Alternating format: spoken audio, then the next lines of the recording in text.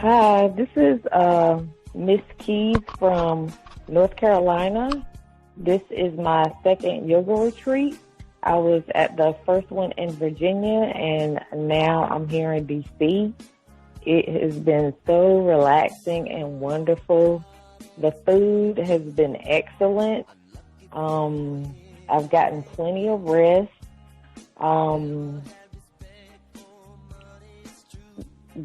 Some of my favorite dishes, the portobello mushroom hamburger, that was really good. The fried rice with the bok choy and the egg rolls, excellent. And now I'm excited because after the program, I'll be having banana pudding. Oh, and the sweet potato pie was also excellent. And that's my report.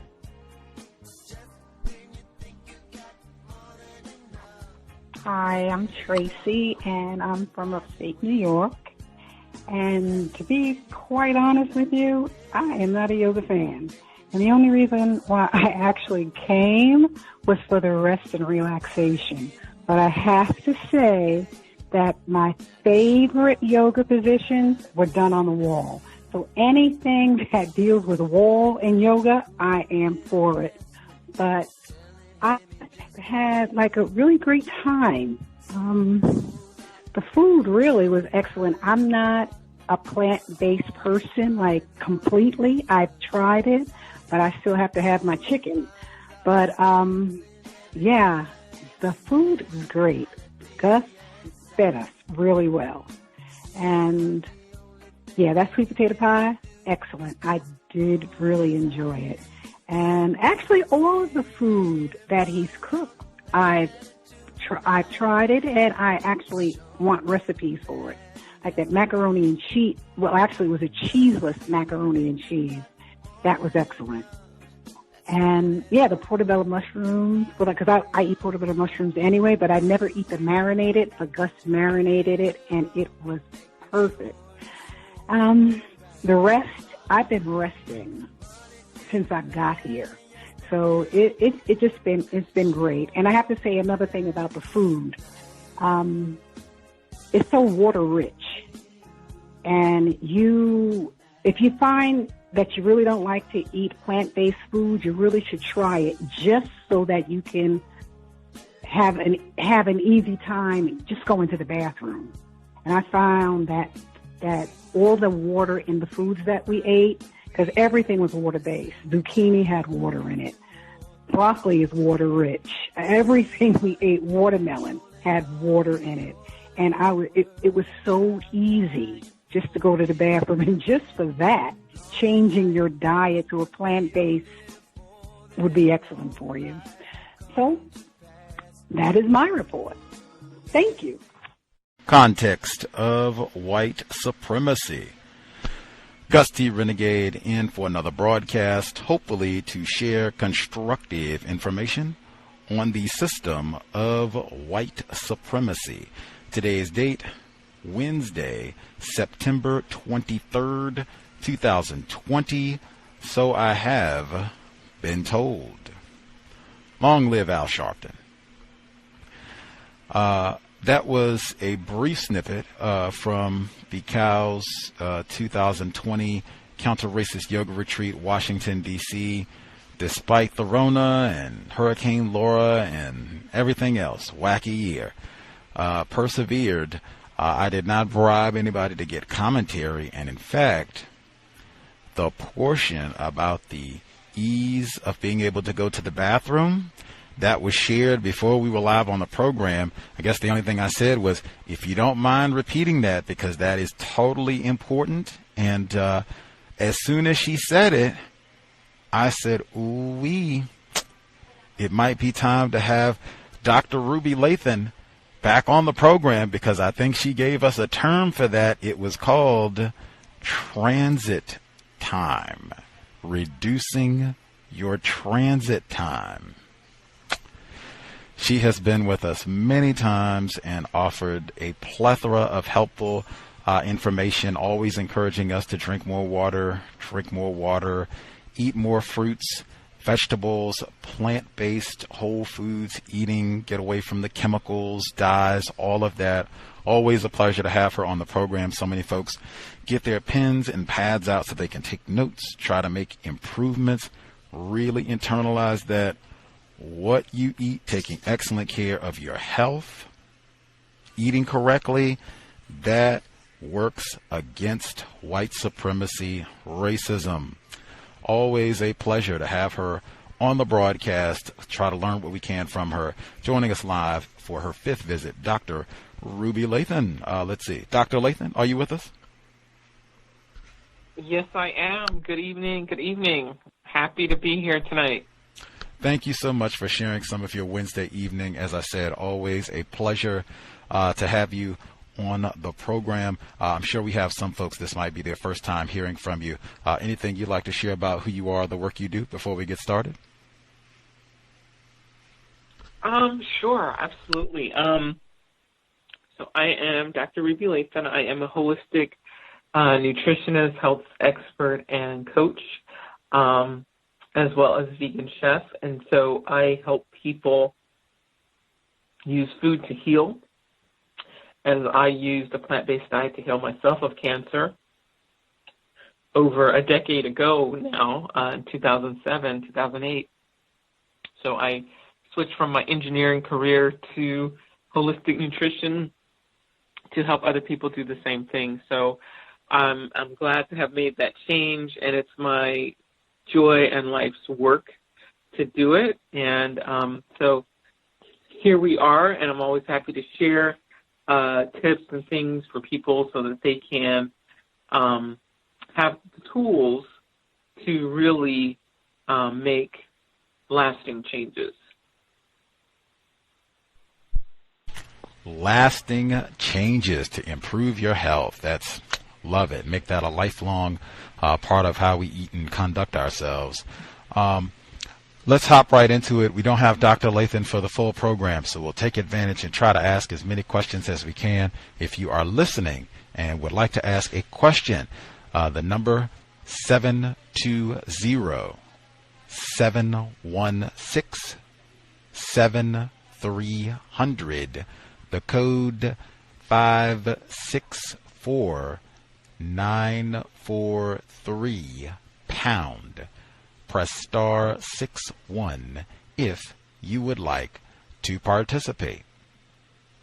I will keep an eye on the switchboard. We'll get to callers as soon as I see hands so folks can take advantage of Dr. Lathon's presence. Getting right to something that I think is super important. Isn't that transit time? When you eat more plant-based diet, you're getting more water in your system, probably more fiber, easier, quicker transit time. Yes, that's a very important topic, to understand how to decrease that time. The quicker the transit time, the better. So the problem is if it takes too long for what you ate to come out, it has a chance to sit there and putrefy, and some of that get reabsorbed into the bloodstream from the waste material and cause a number of problems, from just autoimmune issues, digestive problems, and on and on. So the ways that you decrease that time you wanted to get it down to about under, optimally like 24 hours, but 24 to 36 hours is about the target or less, is by, number one, you really have to stay well hydrated. A lot of people don't know just how much water they need to really be adequately hydrated. And so there's a couple of ways to know.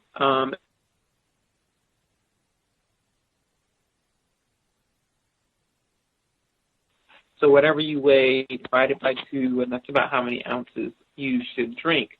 The other way to know if you're getting enough is to look at your urine, and it should be clear or very pale and odorless. If it is dark yellow or, has a strong smell, then it's very clear you're not getting enough water. So, or if it's not dark yellow, but medium yellow, you're not getting enough water. It should be very pale yellow and no smell at all, really. So that's how you know you're getting enough water. The other way you know is if you're able to go to the bathroom pretty easily without much issue. So usually there's constipation issues if you're not getting enough water.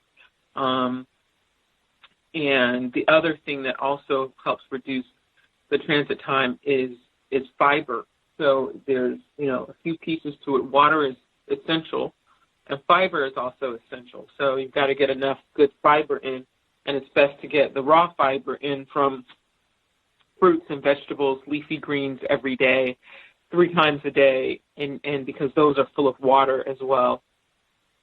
As someone mentioned right at the beginning about the foods that are full of water, all that's true. So you want to be eating those kind of foods that help hydrate the body even more and reduce that transit time. If you're eating like dry fiber, like grains and oats and things like that, you have to increase your water intake because that absorbs water. So if there's not enough water there, it's going to absorb some water, and then that can lead to some constipation, even though it's fiber. So best to get the raw fiber. You can mix in the other fibers are fine, from grains and things like that. But that's how you do it. And then the third piece to it is movement and exercise. So until you should be doing all 3 of those, you got to move, and because circulation is what helps you be able to go. And sometimes, when our system is working really well, you usually have to go in the morning when you get up, and then usually you have to go again after you eat because it kind of triggers that whole process to start. So, those are the kind of the main things to get things going. So before you start resorting to, like, powders and pills and things to make you go, make sure you're hydrated, you're getting lots of raw fiber, and that you are moving. And then you shouldn't really have a problem with constipation at that point. We did all 3 of those at the yoga retreat: eating well, movement, drinking water. One of the things that I thought was super important, the fiber component, and particularly just paying attention to basic things. Am I going to the bathroom often? Checking your stool. Just heard that in a really tragic way. The passing of Chadwick Boseman, 43 years old, devastating, was reported colon cancer, and one of our listeners said, man, that hit a lot of the black people that I know. That hit them really hard. He was so young and so talented and everything. So they started looking like, what can you do to make sure your colon is healthy? And they said, check your stool. Check your stool. And the other one, they said, alcohol, reducing your alcohol consumption, fiber. I said, wow, that sounds really close. Any other comments, just if you saw anything related to Mr. Boseman's passing and just making sure we're taking care of our colon with what we eat? Yeah, that was so tragic. It really, really was. So I think there is a lot you can do. I mean, from my understanding about colon cancer, it really is one of the more avoidable cancers out there because it's so much linked to diet. So I can't really speak to what his obviously cause or anything was, so I don't know what his diet was like or anything like that, but it is one of the most avoidable cancers, and it's when you think about very little colon cancer in most African countries, especially where they're sticking to their indigenous diet and lifestyle. So it's definitely one of the top lifestyle-related cancers there is. So it's sad that he, wasn't able to beat that and maybe work with some people who knew how to treat things naturally. So definitely linked to high meat consumption and dairy and things like that. So very unfortunate, and I hope, it does at least serve the purpose of highlighting that, how to avoid it and not be caught in that, dealing with that kind of cancer. Wow. that's one of those you're saying a lifestyle cancer, meaning this is one if you're not consuming alcohol or at least doing so very sparingly. That idiot does say sobriety would be best. But anyway, so very little to no alcohol, plant-based diet, that's one that you might be able to avoid? Yeah, absolutely. It's really not very common among people who keep a high plant or completely plant-based diet. It's very prevalent in the U.S. and people who are eating the standard American diet. So it's definitely linked to diet and lifestyle. Oh. What you eat, that is counter-racism. Plant-based diet, really being mindful about that. If it's anything we can take from that tragedy, like, man, lifestyle cancer, I'm going to remember that term. That'll be right up there with reduced transit time. Lifestyle cancers, like, wow, things we can do just with exercise, water, plant-based diet, avoiding that meat and dairy stuff. Like, man, when you were with us last time, it was this spring, we were talking about different books to recommend, encourage folks to read if they want to try and improve their diet.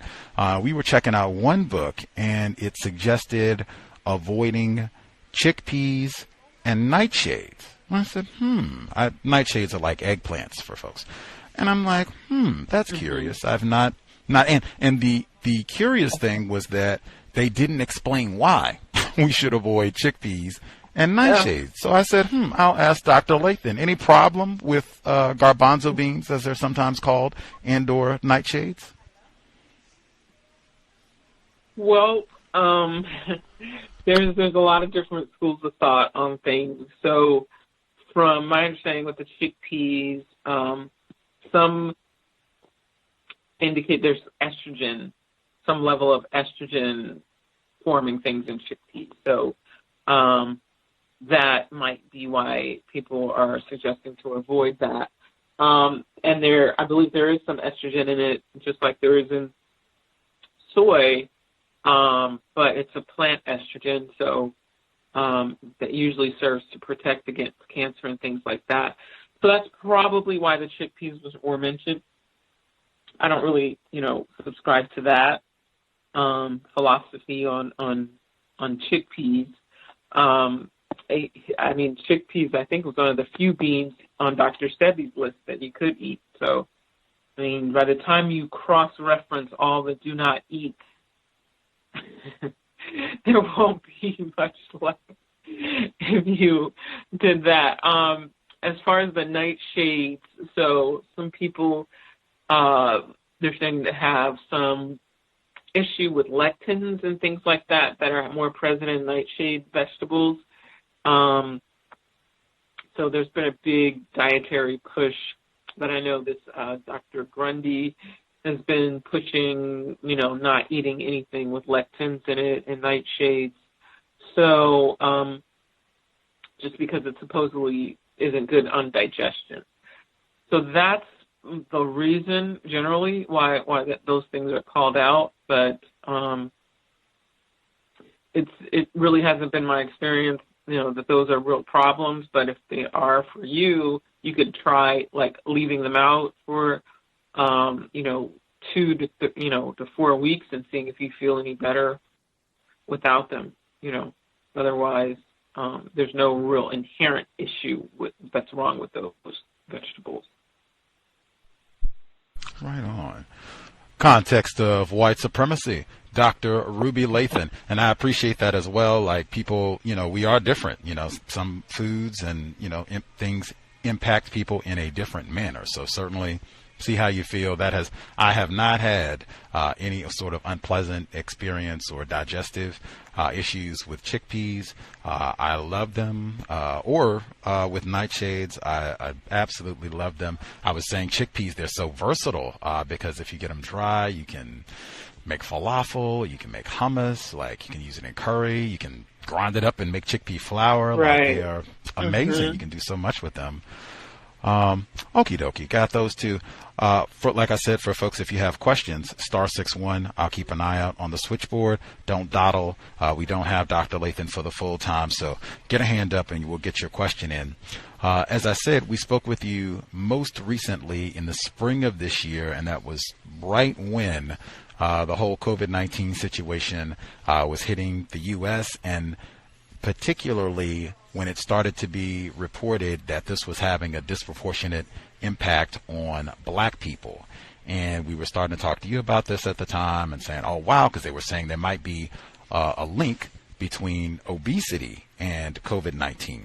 And they just had a report. I want to just read a little bit and then get your thoughts, see what you've learned and researched since we last spoke with you. This is a report titled, How the American Diet Worsens COVID-19. We just, with that term again, lifestyle cancer.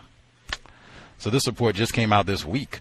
I'm not going to read the whole thing, just giving a flavor from the beginning. It reads, Americans suffer from high levels of obesity, a disease that has made us more vulnerable to the coronavirus.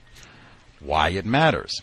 If the U.S. is going to make itself more resilient to the coronavirus, as well as other deadly health conditions, some experts argue we need to rethink the food system that has helped us leave too many people dangerously overweight.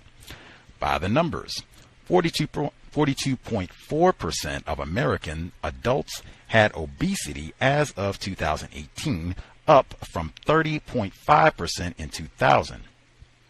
A recent meta-analysis found people with obesity who contracted COVID-19 were 113% more likely than people of healthy weight to end up in the hospital, 74% more likely to be admitted to the ICU, and 48% more likely to die. What they're saying: it's clear that COVID-19 is connected to food. Nancy Roman, CEO of Michelle Obama's nonprofit Partnership for a Healthier America, told Axios. Roman argues the racial disparities seen in the pandemic are mirrored by unequal access to healthier food. The report goes on. I'll stop there, but any thoughts on the report, this relationship that they've talked about between COVID-19 and obesity? Yeah, so I've read those studies, and it makes sense that because we know obesity raises the risk for most illnesses, including cancer and diabetes and heart disease and all those things. So it is a very serious underlying condition that many people might not think of it as. They think obesity not as an underlying condition like diabetes as an underlying condition because you're not like taking medication for it or something, but it is an underlying condition in that it usually reduces your immune system and your body's ability to fight things off, which is very evident with COVID-19. So since COVID is more of an inflammatory condition, a lot of times when obesity is present, there's already inflammation there, so it just exacerbates it. There's already sometimes difficulty breathing and things like that when there's obesity. So there are already things that are compromising those systems. So then when you add COVID to it, you just have a much harder time coming back from it. So those studies appear to be accurate, and they do seem to make sense as to why that would be the case as well. As someone who is an expert in studying food and particularly a black person, talking about very personally how diet choices have impacted you and your family, do you think those statistics that talk about the racial disparities in terms of black people having high numbers of obesity because of not having access to food, do you think that's accurate? I think that's part of it. I don't think that's the whole story. I do know not having access to food is one of the issues, but they've done studies where where we're holding everything even in terms of higher income African Americans who have plenty of access to foods, who live in, more mixed neighborhoods, who aren't not in a food desert, and the obesity rates are still high, and especially among women, Black women. So even when you account for the food deserts and economics, there's still obesity that's at a greater level among African Americans. So that hasn't been explained, but honestly, my thought process on that is that it's more likely due to stress, because their obesity and stress are linked, highly linked. The more stressed you are, the more cortisol you make, and the more abdominal fat and overall fat that's going to be there. So what's never accounted for in these studies is the impact of racism on Black people and how that actually does affect our health. And so I don't know how we would do these studies to show that, but we know that we live in a much different world, and our worries are different. Our burdens are unfortunately heavier most of the time. And so we have to look at, we have to think about things that your average, Caucasian doesn't think about, on the job. I just remember I went to an HBCU, and it was like a little utopia, because you didn't have to think about race. You thought about, I got the grade because I got the grade. I am doing, if the teacher doesn't like me, it's not because I'm Black. And I didn't have any of those issues. You just had normal human interaction, and you could focus on your studies, and you focused on work. And yes, we focused on social movements and things like that, but in our cocoon, we didn't have to worry about it. We could just get down to business. And then when I went to graduate school, to a predominantly white graduate school, I couldn't just focus on work anymore, because now I had to deal with racist professors who were grading my papers lower than others when we're actually doing the exact same answers, and even grading my papers wrong when on multiple choice. So it's like my answer is obviously right. How do you grade someone wrong on a multiple choice when it can be verified? So that's how I knew that some of these professors were just not wanting me there. And so now we're having to put our Black student unions together to deal with racist professors, and instead of spending our time on academia and projects, we're having to meet with the Black professors to get coaching on how to deal with racist white professors. So now we have not just the stress of school, then we have the stress of this other BS. And so that's compounded. So if you add that, so if you look at me and another white student and then try to just compare our health outcomes and what we're eating, and not considering the additional stress that I'm dealing with, and oftentimes lack of income and resources, because we're not third, fourth generation college, graduates and all this. I'm the first one in my family in a PhD program. I'm not, we don't have unlimited funds and that kind of thing. So when you add all those things together, that could account for me maybe having a little extra weight, me maybe eating a little extra food because of these extra stresses. And so, because no one's been able to explain, especially why Black women are much higher on that obesity plane, even when the economics and the jobs are at a high level. So my thought is, having been one of those women, it was a high-paying job and highly educated, and knowing that I'm competing with, my white counterparts who were sometimes trying to sabotage me, I went home with a different type of stress that they never had to think about. So I think that that's a big part of why we have so much obesity among Black people, that it's not just the food deserts, because there's a large percentage of us that are not living in food deserts, that are still battling obesity. And so we have to be aware of this extra stress and really double down on the self-care. And I know as a woman, especially when you have kids and family, you tend to put yourself last and make sure everybody else is okay. And you try to be superwoman until things break down. And so you'll carry this extra weight until it causes a problem. And then you're like, oh, now I need to do something about it.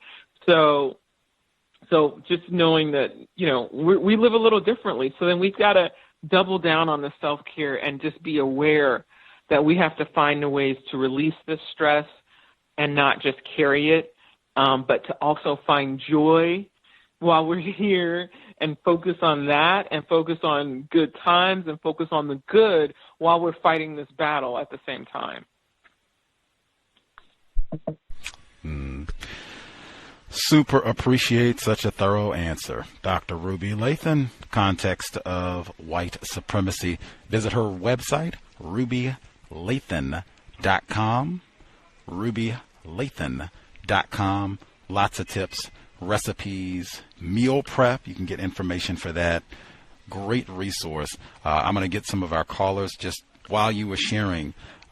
Chadwick Boseman, HBCU grad. He graduated from Howard. He gave a commencement address, which is great. Two things that he said really quick that just related to what you were talking about with the stress that we face that doesn't quite explain that obesity, even amongst black people who have higher income, they're not in the food desert. Why is this problem still there with obesity? Mr. Boseman, he said that he's an actor. He graduated. He was on a show, was doing great. They were going to extend his contract, so now he's got access. He can go to Whole Foods and buy everything.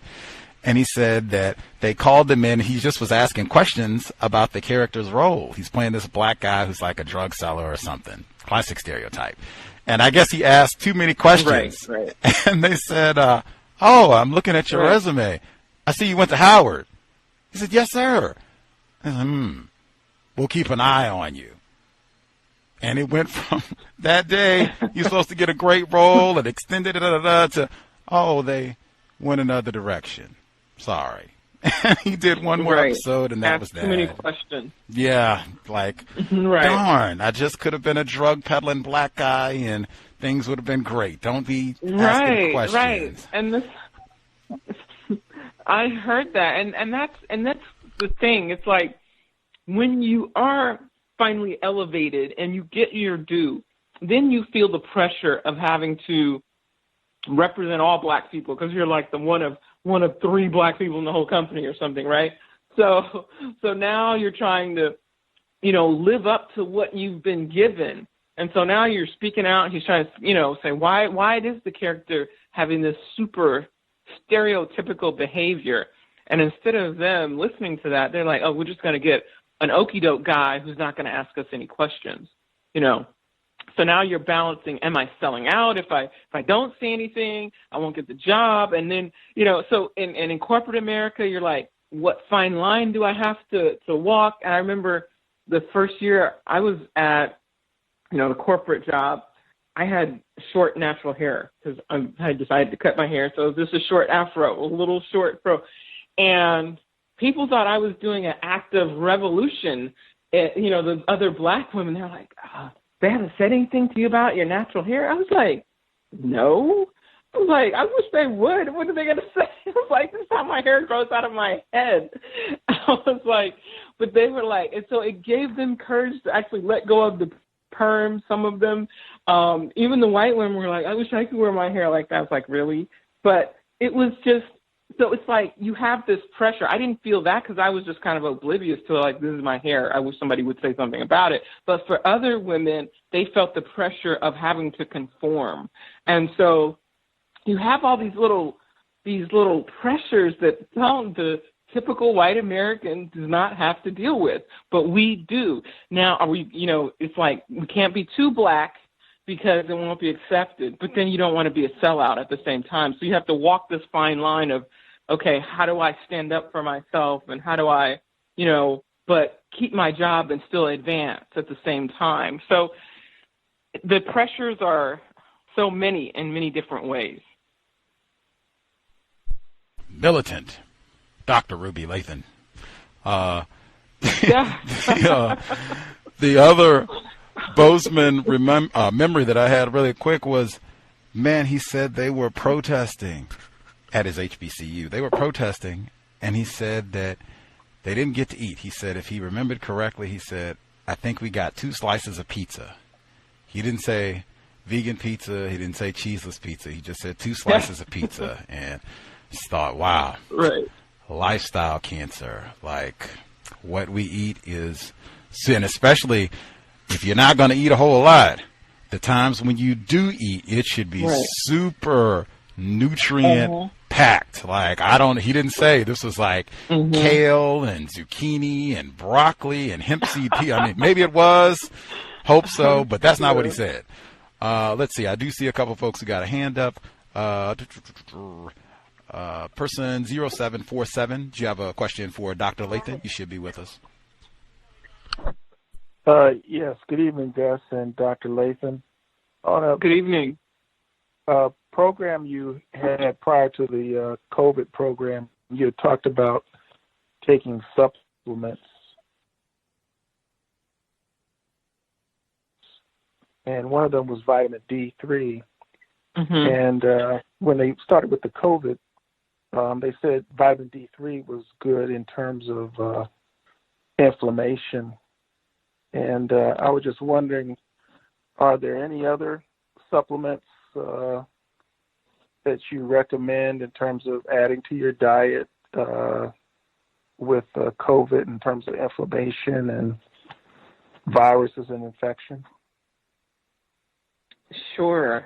Yes, actually, I made a video that goes over all of my recommendations, and I'll cover a few here, but on my YouTube channel, it's just youtube.com/theveggiechest. So if you just put in the veggie chest or my name, you'll find that. And there's a video on immune boosting for COVID-19. So it goes through all of my recommendations for that, but with including D3.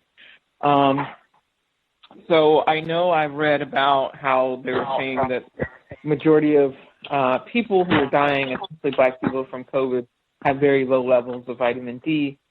So unless you're taking a supplement, you're probably going to have a low level of vitamin D in your system. So it's recommended to take that 5,000 international units a day. But other things that, and the reason for that is because D3 is a critical part of your immune system. So if you don't have that, a lot of other things aren't activated. It's a hormone. Things are just not going to be working at their optimal level, and you need that optimal level to fight off COVID. So that's one of the reasons why that's a big deal. Some of the other things that I recommend is zinc. Taking that pretty every so often, especially if you're tired or first sign of any throat irritation or anything like that. But zinc is something you want to take a lot of, or have on hand rather. You don't take a lot of it, but you can take it, every other day or so, or however you need to take that. Vitamin C is always good for the immune system, so that's one that can definitely help boost the immune system. The others are like oregano oil or oil of oregano is one, and then I like also olive leaf extract as well. So those help with the immune system, keeping them working optimally, and also helps kill viruses. So oil of oregano is something you should keep on hand.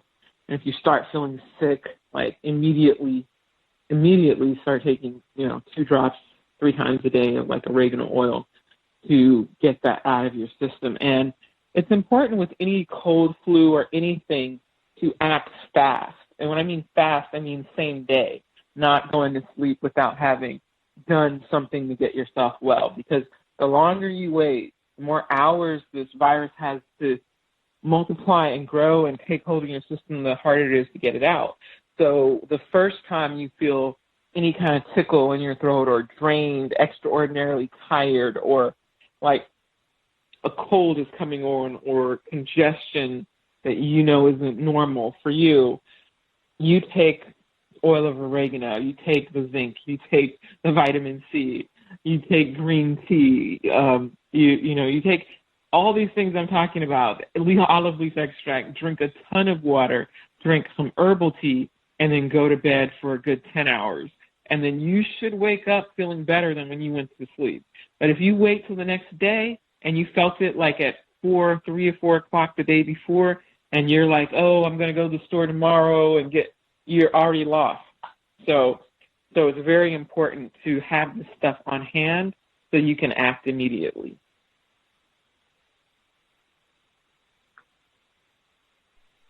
Make sure that answers your question. Did that get your question, sir?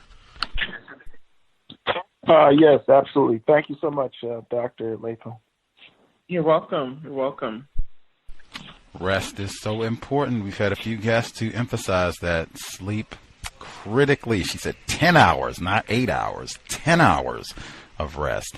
Let's call her 9. Yeah, when you're feeling sick, I do recommend about 10 hours. Normally it's 7 to 8, but if you're feeling tired or sick, go ahead and sleep that 10 hours. Yeah. Self-care, critically important. Sleep is a huge component of that. Let's see, our caller at 9029. Did you have a question for Dr. Lathon? Yes, greetings to callers, Dr. Lathon and yourself, Gus. Question in regards to gut flora. I've been speaking to other people in regards to different foods that they tend to eat. And I've noticed that for myself, I can't digest certain things that well, like quinoa. It does, for some reason, and I'm not sure it may be something that's in the past or some reaction, but I do better with grains like farro.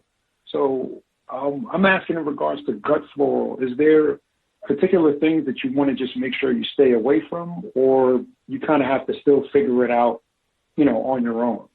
And I have another question in regards to, the dosage of the vitamin D that should be taken. Vitamin D3, okay. Sure. So in general, if you're eating plant-based, a whole food plant-based diet, you're really already eliminating most of the things if not all of the things you should stay away from. So, there's some additional things like preservatives and food coloring and yeast extract and hydrogenated oils. But if you're eating a whole food plant-based diet, you're already avoiding those things. Those kind of things can be very bad on the gut. So, processed sugar, that can throw off your gut flora. Not eating enough fiber can throw it off. Highly processed foods, all those things affect the gut flora, as well as stress affects the gut flora. So, we want to eat things that have some probiotics in them, or even take some probiotics to keep things balanced. Is one way to do that. If you just happen to have a sensitivity to quinoa, there's nothing wrong with quinoa, but if you're sensitive to it, then that's just something you would, leave off of your list of things. Sometimes digestive enzymes could help if you really want to eat that particular food and it's a healthy food, like quinoa or something. But quinoa is really a good food because it's just a seed, really, and high in protein and all the antioxidants. But it's not necessary. There are other ways to get the protein and things in with other nuts, seeds, and beans.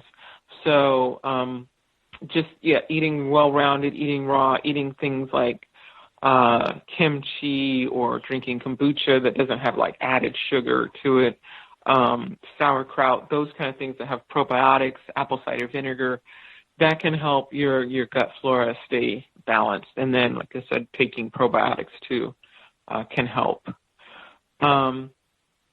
In regards to the D3, so the recommended daily allowance is somewhere around 1,400 to 1,000 international units a day, but that's really too low to keep you at optimal levels. So the real recommendation is 5,000 international units a day. Okay. That's perfect. I'm just double checking what my IU says on mine. Wanted to just double check with you. Sure, because sometimes they usually come in about 2,000 international units, 1,000 or 2,000 international unit tablets. Some of them, there's a few that are at the 5,000 level, though. Yeah, I just found the one that I have. I'm going to purchase another one. This is called Earth Harmony Naturals. It seems pretty good. I'll stick with that. It definitely has 5,000. Okay, great. Thank you. You're welcome. Much obliged, sir. Let's see. Other folks, *61. If you have a question for Dr. Lathon, remember, do not hang out till the very end if you have other thoughts you would like to ask. I know one of our listeners dialed in about maybe 2 weeks ago, and he asked about diversifying your diet. So like if you find, let's say maybe 3-4 meals that you really, really like. You get your quinoa and your kale and whatever else, beets, black rice, sesame seed salad or whatever. And you say, I'm just going to rotate these 3-4 meals and just eat those every day. Maybe it's not that big a deal. If I really like that and I can eat that every day straight, no problem. Why is that a big deal as opposed to switching it up and trying out different foods, different vegetables, different plant-based meals, as opposed to just eating the same thing day after day after day? Is it important to diversify what we eat? It is. It's definitely important to diversify because eating the same thing over and over and over could mean that you're missing out on other nutrients because you're not having a wide enough variety of things. Also, sometimes just eating the same thing over and over can cause a sensitivity to that particular thing that you're eating all the time. So that's why it's important to mix things up, especially for children. The wider the variety of the foods they eat early in life really dictates how the types of allergies or lack thereof that they will have when they're exposed to more. So the more that they're exposed to things earlier from nuts and seeds and beans as early as possible, they've shown that those children have many fewer allergies or sensitivities to food as they get older because the body is able to it's ready and it's like a blank slate of just taking in new things and developing, some familiarity with them. And then if you've not had those and later on, then the body may see it as like something foreign. So it's important to, even as adults, to eat a wide variety of food to make sure we're getting different nutrients in, different colors of food that have different antioxidants, different bacteria, and things that help us stay well. So, yeah, the variety is important, and it keeps it interesting. Absolutely. I just was trying out different recipes, and someone asked me that. Like, I posted some of the pictures of food that we had at the yoga retreat, and we had spiralized zucchini. We had a pesto. I sent Dr. Lathon a picture of that. And I'm like, wow, did you cook, all this type of stuff when you were a meat eater? I said, absolutely not. I was eating Cheetos and Funyuns and hot dogs, all the other goofy nonsense pizza, everything else that everybody was eating. But since I've become a plant-based eater, I eat a much more diverse number of foods, and I cook a much more diverse variety of foods, trying out different vegetables and things that I'd never eaten before, dragon fruit and different types of Tuscan cantaloupe. I'd never even heard of that before. But just, and I feel like that's number one. It does keep it interesting. You don't get bored. You're not eating the same foods. You're trying out different things. And if you're trying out fruits, a lot of it's going to be sweet. So, hey, what's wrong there? And then the cooking, you can find amazing dishes. Like I made pad thai noodles for the first time last month. Amazing. Just getting to add new veggies and finding new things that you like, trying out new foods, all of that. And I think that helps to make sure that you don't have deficiencies in certain vitamins and things. If you are eating a diverse, even if you're eating wonderful beets, kale every day, if you're eating a wide array of fruits and vegetables, you will probably be covering your bases to make sure you're not getting deficiencies in any one area. Let's see. Also wanted to make sure cotton candy grapes, man, talk about sweet fruits. That came up as a source of contention. You said sometimes you cross-rec like the chickpeas and nightshades. You'll check out 10 sources and 5 things will say great and 5 will say worst thing ever. Cotton candy grapes, are you familiar with them? Do you have any thoughts on whether or not this is like some frankenfood type thing that should be avoided, or are they just no problem? Get organic ones and enjoy? Generally, I say if it's not genetically modified, just get organic and enjoy it, yes.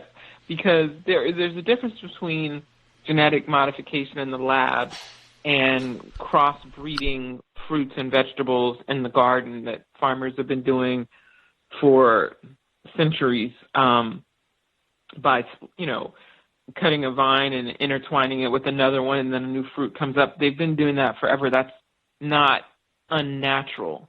What's unnatural is injecting a synthetic pesticide into the DNA and the seed of a plant and then growing it so that it's resistant to that particular pesticide that we know is a carcinogen.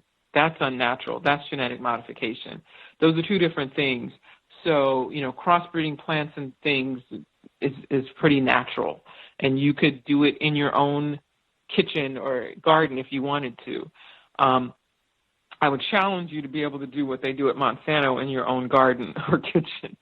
So totally different things. So I'm like with the cotton candy grapes, just get organic and enjoy them. Okay. Non-GMO, organic cotton candy grapes. Eat as many as you can find. I absolutely love them, and they have organic ones out here by the plenty. I don't know about your garden, but we have got MSG plants aplenty out here in Seattle. So yeah, me and Monsanto, we have got all that taken care of. With the sourcing of food, I think that's something that's important too. I generally shop at a co-op out here in Seattle. They have a number of those because they have a lot of organic produce, locally grown produce, non-GM cotton candy grapes, and they have a lot of black people that work there. And I was talking to her, and she was just saying, everybody, they should be a little bit more curious about where this fruit is sourced from. Where does it grow? Are you sure they don't have any pesticides? Do you pay attention and tell people to check out where's your food sourced from? Yes, as much as you can. I mean, I like the kind of local health food stores because they usually have real relationships with their sources, and they can tell you where it's from. And hopefully a lot of it is not that far away. So yeah, I do like to know. And so one way is by going to smaller stores and being able to ask those questions that they're usually happy to share. Yeah, so yes, definitely knowing where it's from, knowing how close it's or how far away or close it is also helpful to help you make a decision of which one you're going to buy. But if it's, just 100 miles away versus 1,000 miles away, you might want to buy the one that's closer. Right on. I'm a big fan shopping at the co-ops, and they just in my experience, at least the ones here, they generally have much, much better produce, like substantially better, fresher, lots more options. That's where I got my yellow watermelon this summer at the co-op, and it was organic too. Just amazing produce. Generally, that's been my experience. There was just a report. This was out of Mexico. We just talked about this on the program about 2 weeks ago.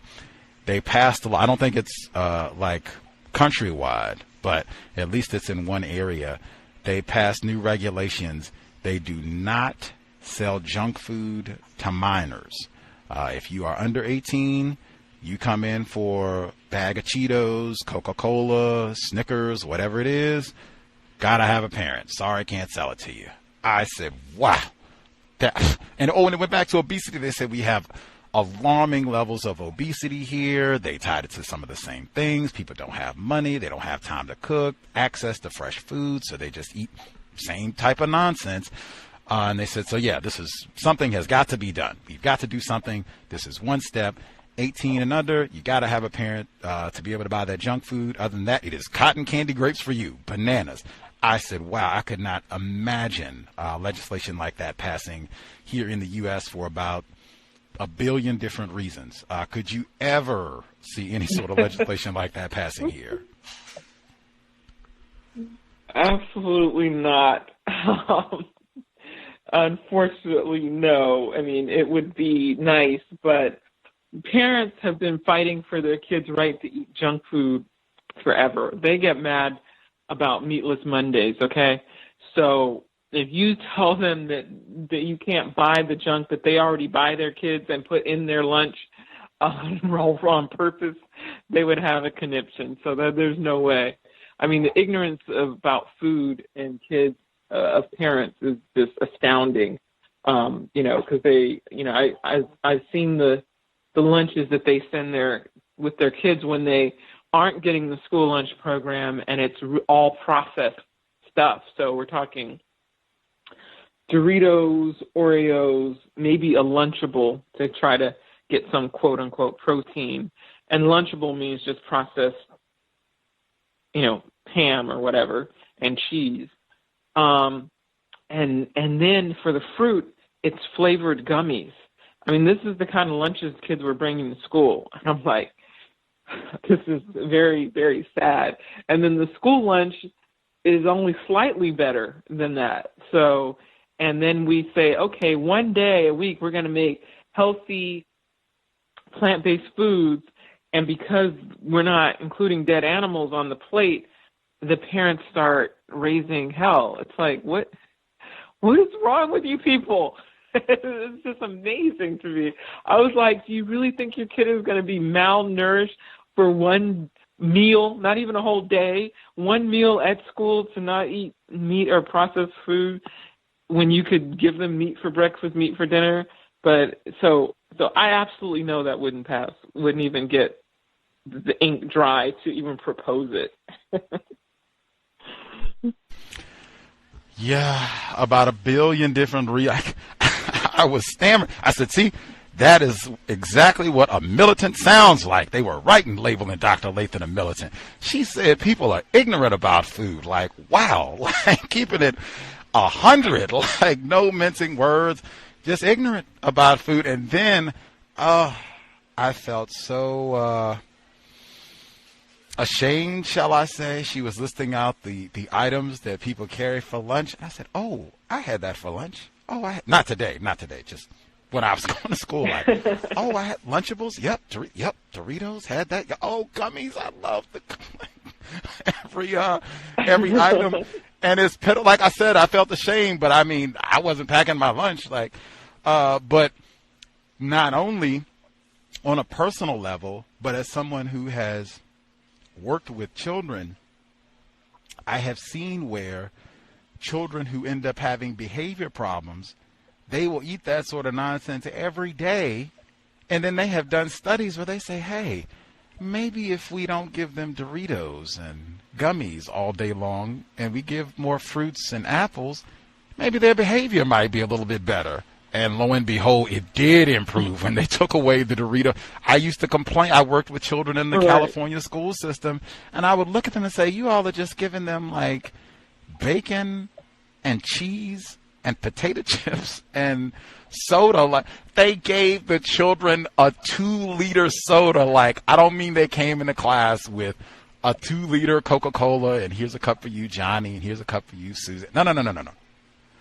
Each child got an individual 2-liter soda to themselves. Like, oh my goodness. There were so many days that were like that, were just appalling. Like, I just wanted to take a photo. Not to mention just the quantity of food. They would eat about every 2 hours. I'm 200 pounds. I don't eat every 2 hours. And these are like 11-year-old. I know they're still going. I got all that.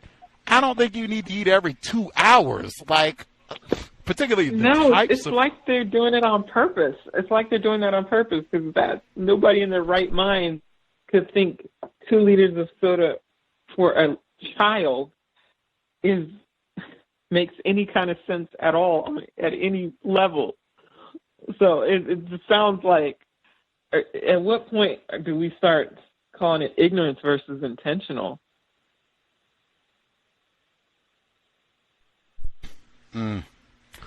Agree, either one. Intentional, ignorance, you end up with the same result.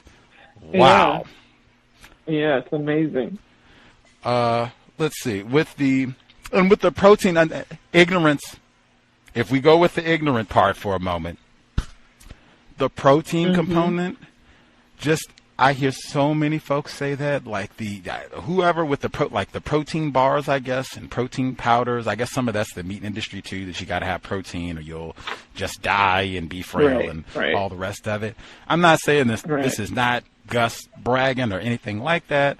I'm only saying this for the fiber component and the protein component. The fiber component, I think we would be way healthier if the way that people obsess about having protein in their diet, they did that about fiber in their diet, we would be way healthier. 2, Gus, just this summer, I put on 5 pounds of muscle, really without trying. I am a certified yoga instructor, so I do my yoga. I did get my pull-up bar. That's to balance the yoga, but just doing my pull-ups and yoga. I was a little nervous at first. Like, what? I've been doing the same thing, working out, eating everything. Am I getting chubby? Nope. No waist gain at all. 5 pounds of muscle. I didn't do any protein shakes. No protein powders. I ate lots of watermelon, fruits and vegetables, yoga, pull-ups, and didn't increase the amount of food consumption. Like, you can be all veggie, still strong, all of that. You don't have to be frail at all. But just the madness about protein, if you could just touch on that. Yeah, most of us have just been brainwashed by the meat industry because they have been the ones most responsible for letting people know how important protein is when, if we go through the studies, they're showing that almost no one in what we like to call developed countries suffers from protein deficiency, unless you're actually starving and not eating enough calories, period. Then you're deficiencies, not just protein deficiencies. You have vitamin deficiencies, mineral deficiencies, and protein deficiencies. So, but they do show people in developed countries have fiber deficiency, which is why we have so many of these diseases that are dealing with the digestive system because they're not going to the bathroom regularly because of lack of fiber. And not only that, fiber also takes out toxins and excess estrogen and a whole bunch of other stuff. So it's clear that not having adequate nutrition, adequate fiber is an actual problem, whereas not having all this excess protein is not. And actually having excess protein creates a new problem of cancer and kidney failure and obesity and diabetes and all these other things. So the meat industry has been touting that because that's the main nutrient in their products that is of any value. So they have to, spin it. And so now they have people calling out a nutrient, calling chicken protein and calling, where's the, you have to have your vegetable and your protein. And it doesn't make sense.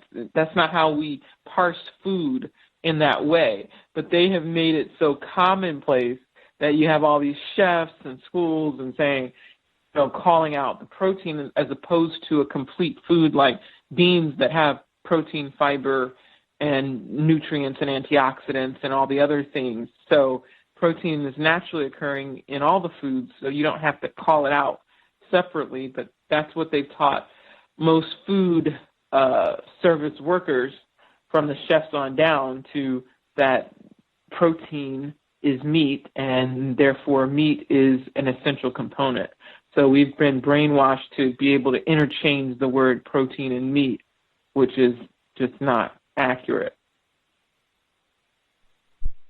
Strive for accuracy. Say that all the time. Get more fiber in your diet. Like, that's all of the madness and obsessing that people have over protein. Just switch that to fiber, and not, as she said, powders and all of that. Like, whole foods, raw foods especially, plants and veggies, get that fiber in. I know you've been working on your meal prep in the DMV area for some time, and information is at rubylathon.com for folks in the region. Any tips, suggestions you would offer for folks who say, hey, this is something I think would be great to share, healthy plant-based meals, particularly with more Black people, suggestions for folks who want to try to do meal prep work themselves?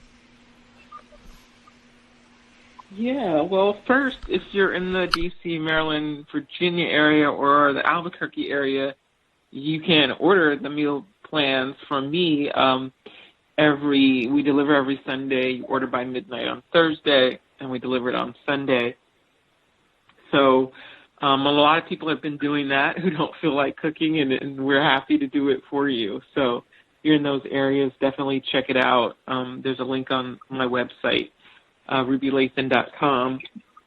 And then for those who are wanting to do it themselves, then, it's kind of like what we do. You make a bunch of dishes on one day and kind of prep it out, and then you don't have to cook all week, or you just add salads or greens or something like that to it, just to keep it simple, so you can prepare one or two entrees on the weekend or something, and then just add some sides to it that are easy to do, like asparagus or broccoli or salad, that kind of thing, to make it easy. You can pre-prep your smoothies and have it already sectioned out so that you can just grab a bag and throw it in the blender.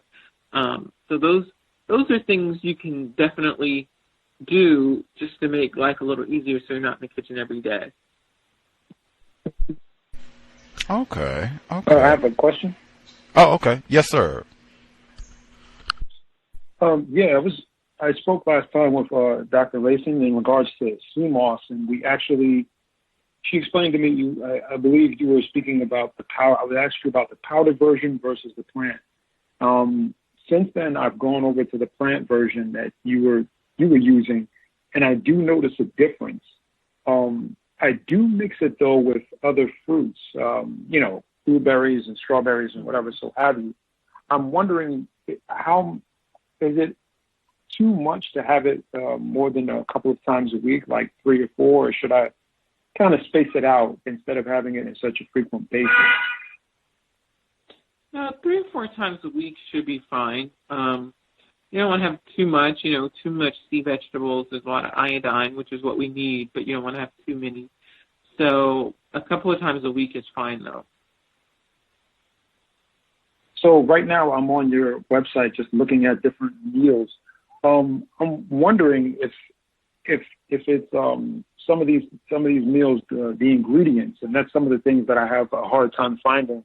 Sometimes the ingredients are a little bit hard to find. I am in a predominantly Black neighborhood, so sometimes I have to go outside of my area to actually find some of these ingredients. Are most of these ingredients readily found in Whole Foods, so that I know when I go there I have a list and I'm ready to purchase these things? Generally, yes. Pretty much. Are you looking at the meal prep, or are you looking at my recipe videos type thing? Because most of the stuff, either way, though.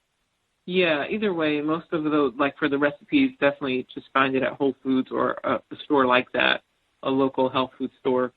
So that's where I've been able to find most things. And then for the meal prep, we try to keep it interesting and do things that are a little different, but still able to find most of it at the health food stores. Okay. I do a supplement called B12, and it's only a couple of drops a day that the states to take. The amount that I'm actually taking, hold on one moment. Just want to take a quick look. I just wanted to be sure, again, about the dosage in regards to vitamin B12, because I was under the impression that you don't need that much of it, but you can't really find it in a lot of food, so you have to actually go and take the supplement, if I'm correct. Right. Yeah, you do. That is one of the supplements that is required is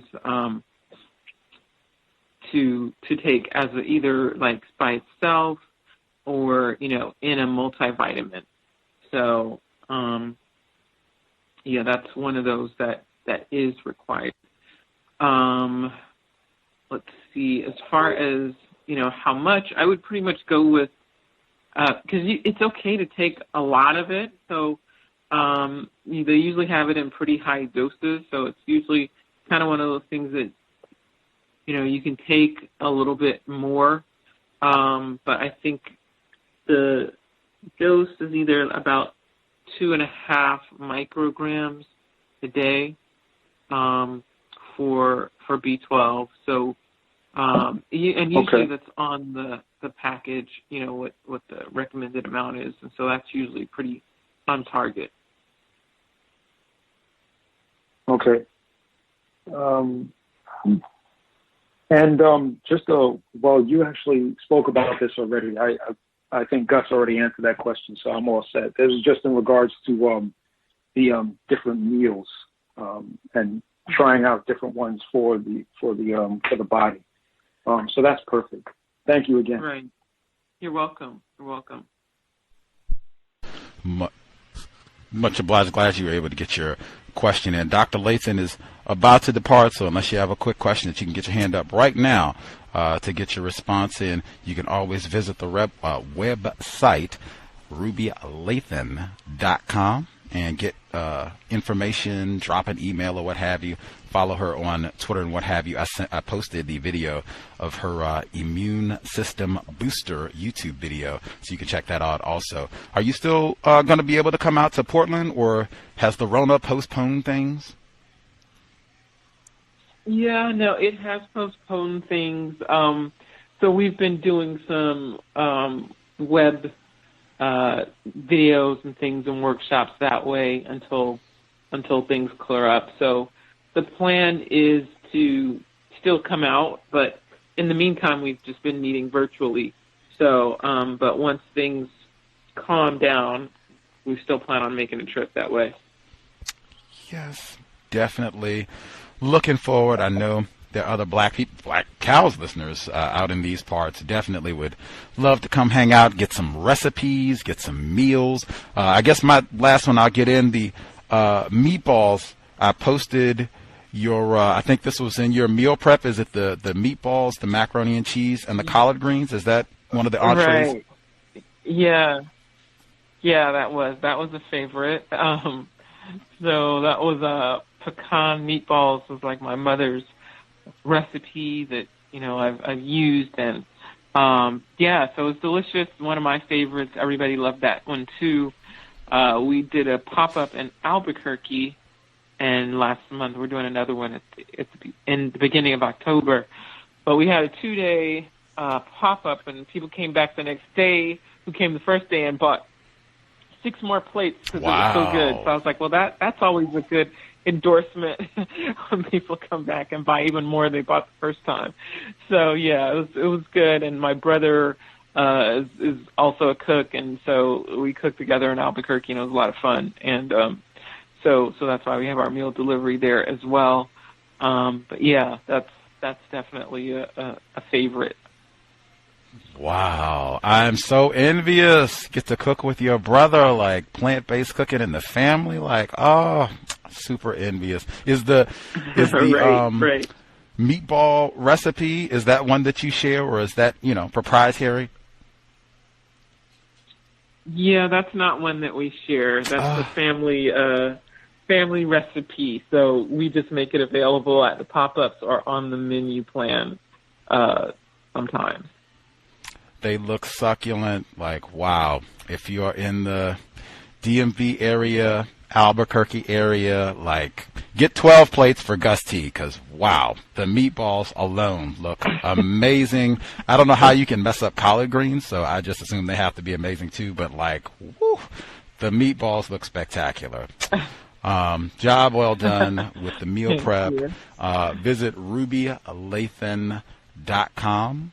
rubylathon.com. You can get inspiration, really, if you want to, do some cooking, change up, eat healthier, make lifelong lasting improvements to your diet. Always a real pleasure to have you on the broadcast. Feel like we learned so much and try to apply so much. So thank you again for sharing some of your time and insight, and we will definitely look forward to speaking with you again soon. Absolutely, and thank you for having me, and I'll be glad to be back. For sure. Enjoy the rest of your Wednesday evening. Take great care. We'll speak with you soon. Okay. All right. Good night. Good night. Dr. Ruby Lathon with us for the fifth time. Always spectacular information. Awesome to hear from her. Again, visit her website, rubylathon.com. For folks, if this is your first time hearing her, she was in the documentary film What the Health, which featured lots of different folks. Dr. Milton Mills, I think, was in that as well, and he was also talking directly about racism, white supremacy within that film. But it's lots of great information. They talk about racism, and you'll get to see Dr. Lathon talking about how she got started on this journey and giving out tips also. Anywho, we will play a quick sound clip that actually addresses diversifying your diet, the importance of, switching up what you eat, being mindful about what we eat, how that works against racism. We'll get that audio clip in really quick, and then come back, share a few thoughts, see if anybody has any additional thoughts to share. Context of White Supremacy. We will be right back. The first rule for a brain to run at full speed is avoid deficiencies. But good nutrients and a varied diet should be available. What happens to neurons when meals are poor and, above all, always the same? That is a problem that is now affecting the wild-living European hamster, which thrived for a long time in the plains of France's Alsace region.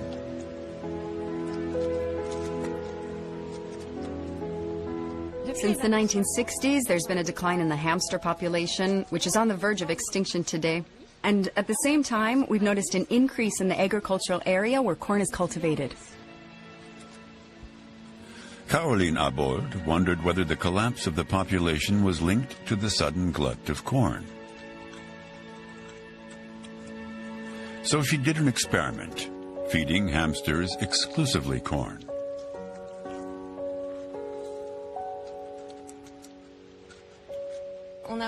During breeding, we observed behavioral disturbances in females, which resulted in hyperaggression and hypersensitivity as soon as there was noise in the room.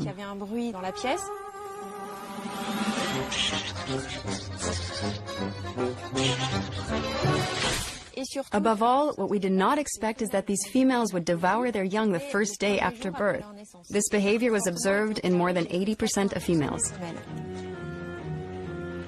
A dietary deficiency was enough to make a hamster devour its children. The cause? A simple vitamin.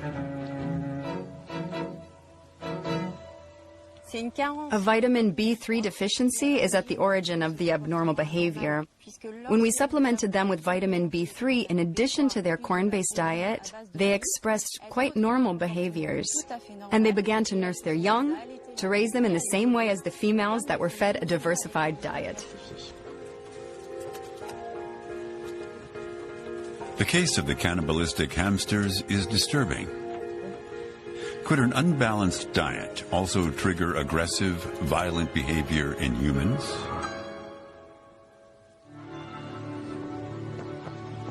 Ab Zaalberg is a clinical psychologist and political advisor to the Dutch Ministry of Justice.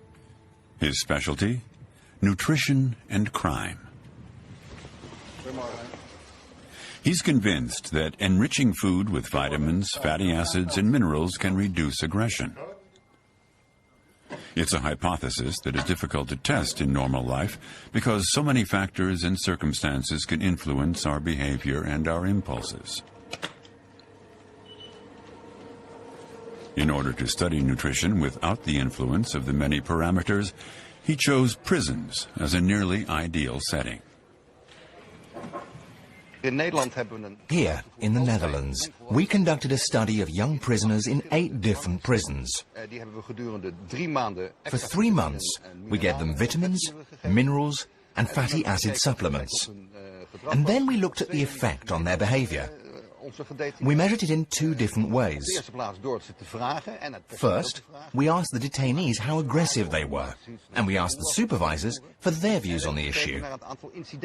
Above all, we looked at the incident log, the number of times detainees were punished, and we saw that solitary confinement had fallen dramatically.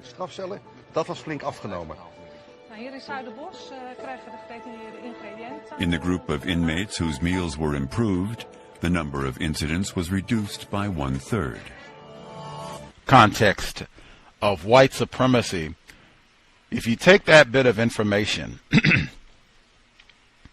which is from the documentary film Better Brain Health, it's a DW, the letters DW, documentary series, should be online, you can check it out. But Dr. Lathon, she said ignorance, intentional, meaning you give bad food. We're talking about at school. Children, they get those Lunchables and Doritos and flavored gummies and sugared yogurt and all kinds of just nonsense. Fill them up with all that stuff. And then wonder, like, wow, we got childhood obesity is such a major problem. Like, what are we going to do? And they sit around and feed this food, and then you try to have one, she said, just one day. We're just going to have one day where it's, no, we're going to do vegetables, fruits, apples, no, cheeseburgers, pizza, all the rest of it. She said they had a conniption. That was the word she used. I don't even hear people use the word conniption frequently. But they had a conniption about, oh no, we got to have dead. My child has got to have dead flesh at school. Doritos, Cheetos even, maybe, I don't know. But wow, like, woo, intentional or ignorant. In the system of racism, white supremacy, I do think there is a lot of intentional efforts to make sure that non-white people do not have access to healthy, quality food. I think it was the Black Panther Party for Self-Defense, their breakfast program really irritated a number of racists, white supremacists. Yeah. Anywho, Chadwick Boseman. Was thinking of Chadwick Boseman quite a bit. I guess many folks were, again, she said, lifestyle cancer. Again, not an indictment of Mr. Boseman. Don't have zero knowledge about what he was doing or his health or any of that, but just saying in general, she said that colon cancer specifically, that in many, she said, other so-called countries, non-white people, indigenous populations, they don't get colon cancer if they're eating traditional diets, plant-based diets, not all the processed foods, dairy, drinking a lot of alcohol, not getting colon cancer. That's what I mean about lifelong habits. Like in that same documentary they talked about, and I'd heard this before, like we talked about this in my prenatal yoga training. And they have books. The book, You Are What Your Grandparents Ate, talks about the same thing, that what you eat, if you're a mom, you're pregnant, what you're eating during those 9 months, that has a huge impact on that child's, what they call taste buds, foods that they like. What did you like? What were you eating during those 9 months? That has an impact on what that child wants to eat for their life. I mean, we're talking generational impact of what you eat. That was even questioned in one of the books in my top 10, Harriet A. Washington, A Terrible Thing to Waste. She talked about, hey, if you're about to have a child, what is the impact of being exposed to all these chemicals and what have you? What's the impact for the male and the female of alcohol consumption? What's the impact for the male and the female if you're eating a whole lot of bad food? And the opposite. If you, 6 months before you conceive, we both, the male and the female, we're sober, no alcohol consumption, plant-based, whole foods diet, no processed foods, no additives and all of that, hydrogenated oils and dyes and MSG, none of that. Different child, maybe. Lots to think about with diet. Always just super informative when we get to have Dr. Lathon on the program. Lots of healthy tidbits. Glad we were able to ask her about the chickpeas and nightshades that came up in Nutricide. Worst book ever. It was good. Fiber, always get to encourage that. Transit time, we talked about that a lot. Meal prep. I am super interested in meal prep. We just now got clean air here in Washington State, so just trying to take things one day at a time. But man, I would really love to do some meal prep for black people, just to be able to share healthy, delicious food with other black people, help them build their body up and see that you can eat really.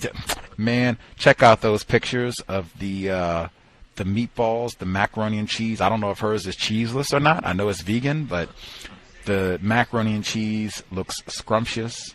The meatballs, though, like, wow.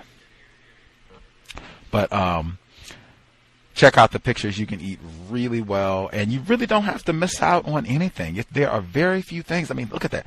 Meatballs, macaroni and cheese. We had banana pudding at the retreat in D.C. We had sweet potato pie as well. We had banana pudding even with the vanilla wafers in it. So we didn't miss. There was no cutting, no around. We had egg rolls.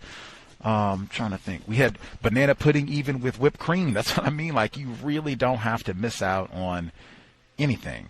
You can enjoy, you can eat really well, really tasty, and you don't have to spend like thousands of dollars. I think she shared that she didn't have like tons of, exotic ingredients that you're going to have to make some sort of, Walking Dead trek and, fight through 50 zombies and, get a Rona test in between and travel 10 miles or whatever it is to, at the end of all of that, now you've got these, hidden spices to go into. None of that. You can get basic ingredients that you could get at the store and cook up really delicious things on a regular basis. And I would say again, get a blender. She talked about raw foods, whole foods, plants and vegetables. That is one way right there. Man, you want to talk about fiber? Get a blender. And again, you don't have to spend $2,000 on a blender. You can get a quality blender that will serve you well, where you can just get amazing smoothies, where you can get lots of fruits and vegetables and get all kinds of fiber and get those antioxidants and all of your vitamins and what have you and be feeling great. We'll talk about transit time. And that's a sneaky way of getting in water too, because there'll be lots of water in the veggies and such, fruits and veggies for your smoothie. But you can use that also to make like desserts, sorbet. You can make your own dressing instead of going, because a lot of those salad dressings can be really expensive, and then a lot of times you have to check the ingredients because they'll sneak a lot of like sugar and oil and but you can make your own salad dressings. It's just wow, like and I mean, it's a food processor. If you get a quality blender, you got a food processor blender, you can do lots. Vegan, plant-based cooking. You do not have to be bland and just have like steamed vegetables and unseasoned food. You can eat really well, should be eating really well. Eating is fun. I love to eat, and I eat way better. I mean, not just healthier food, but like tasting high quality deliciousness. We'll check in with folks if you have any thoughts to share on the subject. 720-716-7300. The code 564943 pound. Press star 61 if you would like to participate. Let's see.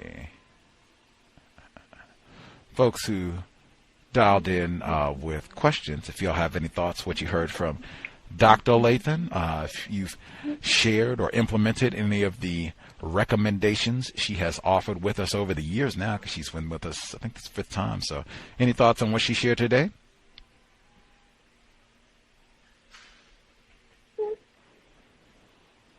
May I be heard? Yes, sir.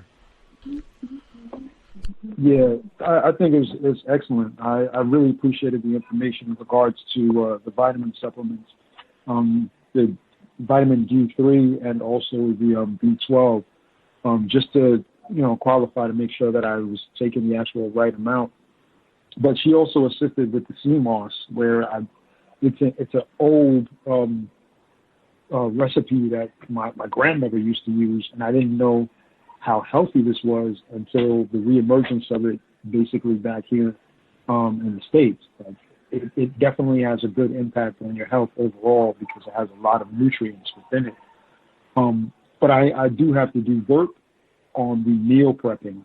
I have to figure out different meals and kind of gather all the ingredients and everything and just go at it. And what I plan on doing as I sit here across from my son, who's working from home, is doing schooling, is basically taking time out throughout the day, finding a vegan recipe and cooking it together. That way we could try to make good on the time that we do have at home while he is at home, hopefully. I'll mute my line. That is spectacular. Hey, spectacular. If you're on Facebook, my Facebook page, facebook.com/the problem is white people. You don't even have to have a Facebook page yourself, I don't think, because my page is public. But my pictures, my photos specifically, is pretty much just foods that I've cooked. So that might inspire as well if you see anything tasty. But man, that's something that way you can share it with your child. Eating well, cooking healthy food, eating healthy food together. Awesome. And then just looking for recipes. You can look for recipes. Also, as I said, I've not been able to find anything except like country ham, like pork chop. I guess they probably somewhere they have got such a concoction, but that's about the only thing that I don't know if you can replicate. Other than that, it can be done. You can just think of foods that you like and just say, we'll do the vegan version, like I said. But I mean, I was thinking of desserts like banana pudding, but I mean, it can be anything. If it's pasta, lasagna, eggplant parmesan, that was an entree that I loved, had frequently growing up. Vegan version. I made the vegan version this spring. That's in my pictures on my Facebook. It was amazing. I had it with pasta. Looked super. I had it with asparagus, in fact. Probiotic things. She talked about that. Yes, sir. Yeah, I wanted to know about that eggplant parmesan. That's something that I still eat. I actually literally, that's my main. Well, if I go eat Italian, whatever Italian food you might call it, that's pretty much the only thing that I'll eat. So do you have that posted on your site, like the menu, like how you put together made the cheese and everything? Let's see. I did not make the cheese for the eggplant parmesan, although I do have cheeses that I have made with my blender on my page. But I didn't make that cheese, and you can see it. This one, it has nutritional yeast, and they do have a vegan Parmesan cheese here, or they have several actually. They are not at, I'm in Seattle, so it might be that I'm spoiled. I suspect if I was in Druryville, Virginia, where we were for the first C.O.W.S retreat, I probably wouldn't have access to vegan Parmesan cheese, but I would have nutritional yeast, and this recipe you can do it without the vegan Parmesan cheese. You can use nutritional yeast, and I think it's almonds, sesame seeds and almonds, and you just get a food processor or a blender and just crush it up, toast it a little bit in the oven for a little while, and whammo, mix it in. But pictures are right there. I can, show. I mean, it's not difficult. This is one that's like 30 minutes and bam, you're done. And it tastes amazing. Like March of this year, the eggplant Parmesan with asparagus, and I deep fried the eggplant so it would be nice and crispy, and then oven baked it with the sauce and everything. Amazing. Not bad. I want to try that. I've done before the nutritional yeast. The nutritional yeast is definitely, I think it's a standard when you're going to try to make cheese, like make your own sauce. And it seems like it's and along with being healthy, it works. Like it meshes together well as far as like a cheese supplement. The other thing I was wondering about is, how do you feel about the meatless products, like as far as Beyond Meat and everything, Impossible Burgers? I've had them twice now, and my body didn't respond negatively to them. So I'm of the opinion so far that they're not that bad, at least from my opinion. I just wondered if you tried them. I forgot to ask Dr. Rudy that actually, but I was wondering have you tried it yet? I reposted the egg. This is a nightshade. That was why I asked Dr. Lathon about nightshades. I just reposted it, so it's the first post on my Facebook page is the eggplant Parmesan with the asparagus. Oh, and this is sneak broccoli and everything. This is eggplant Parmesan with fettuccine and broccoli, and then I have the asparagus on the side. Oh, that's such a good meal. I have tried the Impossible Burger, not the Beyond Meat. It was okay. I don't really eat a lot of veggie burgers. I ate, I guess, a few more of them. I was someone who didn't eat a lot of red meat anyway. I ate a lot of foolishness before, but I just didn't eat a lot of, I wasn't a steak person or a hamburger person per se. But I didn't do a lot of veggie burgers as I was kind of transitioning away from meat to being plant-based. And yeah, at this point, I don't really eat a lot of veggie burgers at all. I don't even remember the last time that I had a veggie burger. In fact, we were thinking at the C.O.W.S yoga retreat, I talked with Red in Ohio, and I said, I was talking about the menu. And she said, because our C.O.W.S menu, we didn't have any of those. It was summertime. We had a grill. So it was like, oh, man, we could have got Impossible Burgers and grilled those outside. See, you don't have to miss out on hamburgers. And we didn't do that. And they have Impossible sausages and hot dogs as well. So we could have did that also. Mm-hmm. And I said, no. We did carrot hot dogs. And I said the reason, and then she asked me specifically, why not? That might make it easier if these people if they're not already plant-based eaters and they are accustomed to eating chicken and all that, it might make it easier. And I said, no, because so many people say that they struggle. They would have a hard time just being plant-based and just trying to get away from processed foods, and we're not even going to do, the veggie burgers and stuff. Just let's eat vegetables. Let's get more whole vegetables. Let's do that and make it so it's tasty. So I said, no, we're not going to do that. Let's do the carrot hot dogs. And they were so delicious. And I mean, carrot, just whole plant. So I have tried the Impossible Burger twice. They weren't bad, but I don't eat a lot of that. I think, in fact, we asked, Dr. Lathon about the Impossible Burger, either the first time or the second time that she was a guest. And I don't remember her having anything bad to say about it. Like, I think she might have said that she did try it. But she didn't, I don't think she knew about the ingredients. I don't think she had anything bad to say about it. I think she just talked about it in the vein of, we want to be, what I just said. If you got a carrot and you got the Impossible Burger and a Big Mac, the Impossible Burger would trump the Big Mac, but the carrot would be best. Like, less processed. Like, if the Impossible Burger, if it's there and you like them, great. But to try to, be less processed, more whole foods, fruits, vegetables closer to their natural state, that type of thing, getting some raw in also where you can, but more whole plants and vegetables. Because that, even though it is supposed to be vegan and all that, that is more on the like all of that stuff, like the fake hot dogs and they have like fake ribs now, like vegan ribs and all of that stuff. Yeah. That can be super helpful, right? Like, for some people, if you've been eating McDonald's and all that, like, oh, okay, that's it. That's the way she presented it. Good, better, best. All of that would be way better than McDonald's and Cheetos and all the rest of that.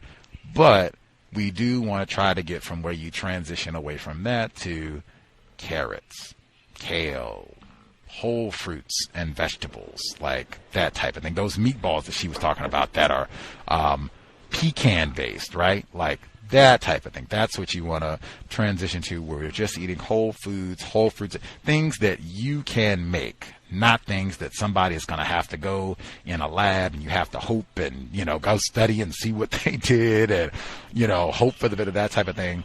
Whole fruits and vegetables. You can pronounce everything that's in it because it's pecan, broccoli, carrot, bok choy, mushroom. Like, I know what all that. I don't have any guesswork. I know what all of that is. Bang. That's what's like. That's what you want to get closer to being able to eat on a regular basis, if that makes sense. No, it does make perfect sense. And we just purchased a spiralizer just this weekend.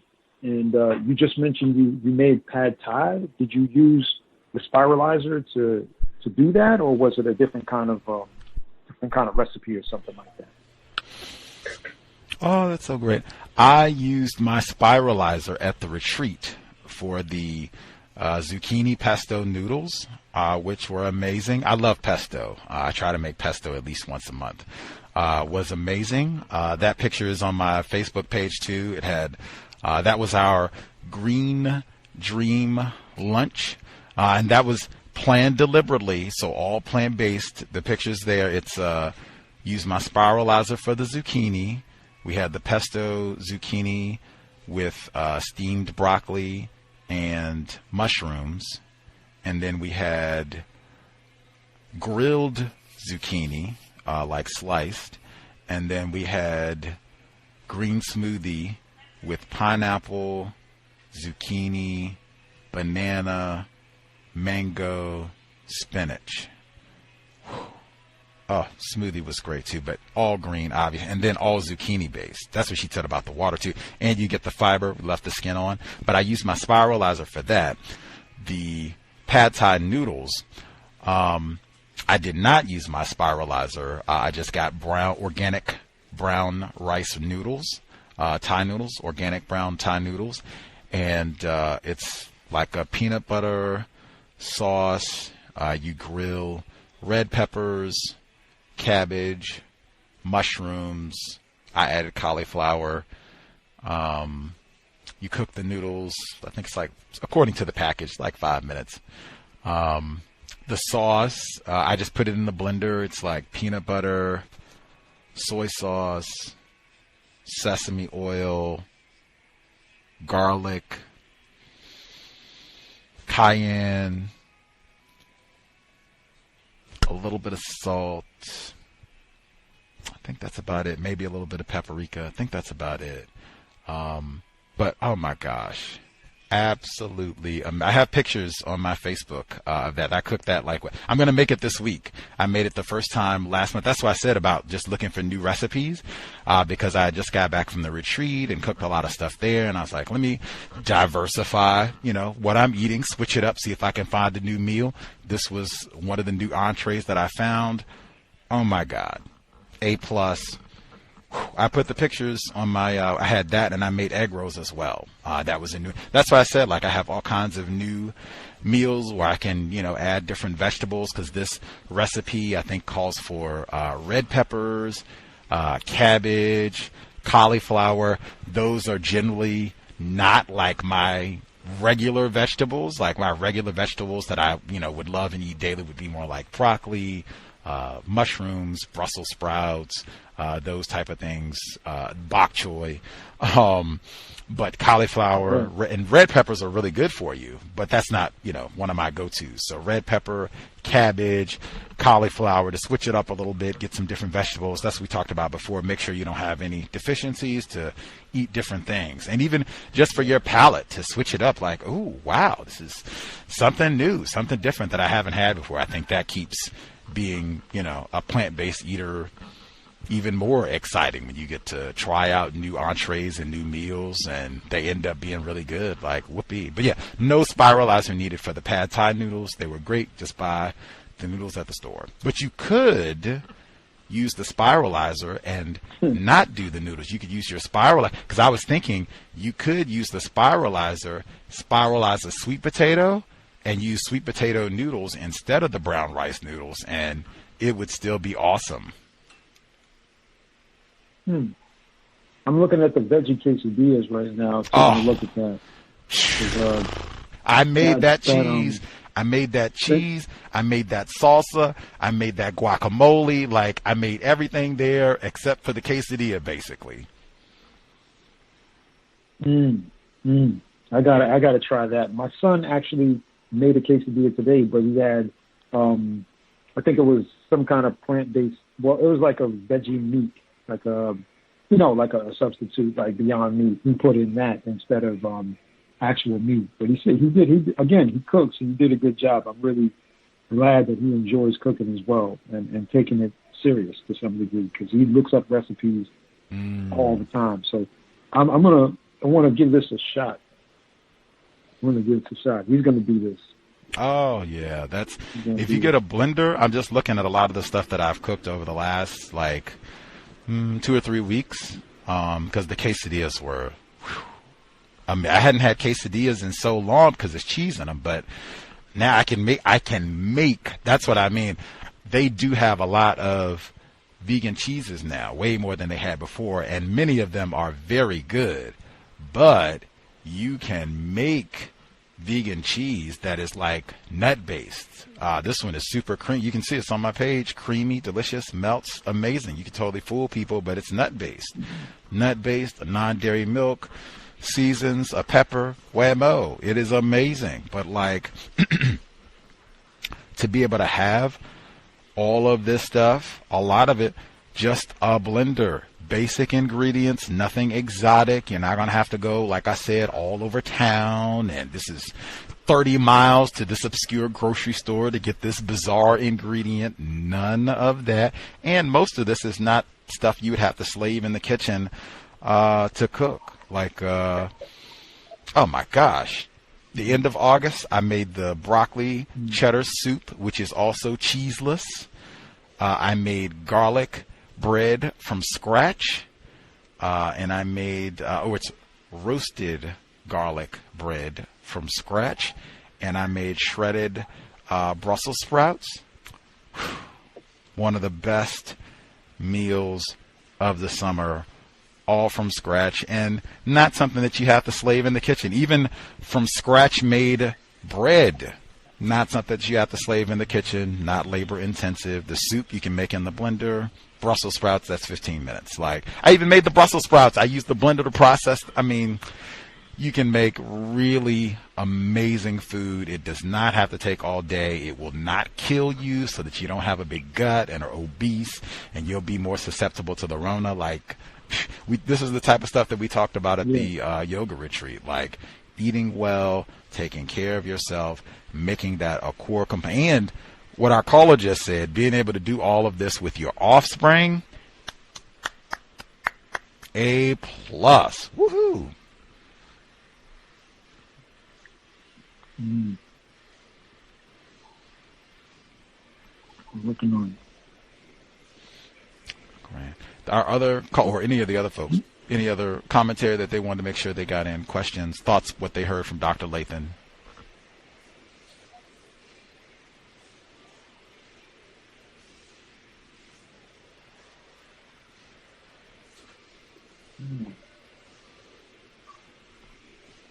Grand. While folks are thinking, I'm just looking at my site. So if folks need any inspiration or are thinking, oh, I can't cook or I'm not, whatever. So I'm just looking